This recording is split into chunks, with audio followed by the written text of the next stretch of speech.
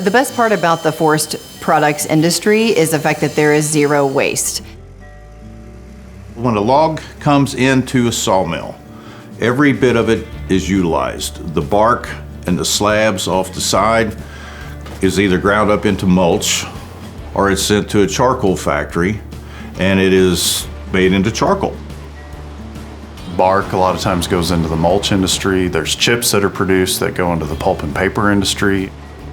The pieces that we grade out for our house logs turn into firewood that people use in their homes. So we genuinely have no waste. Everything that we produce can be reused, recycled, repaired, and all of our waste is also utilized into animal bedding.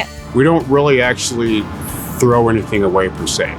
We turn it into something else that the community can use, and that's actually pretty interesting because I've used it too.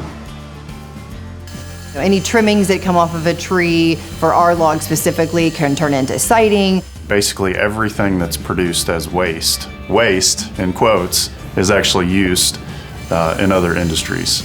There really is no waste product that goes unused in the forest products industry. Not a lot of industries can say that. It's pretty awesome.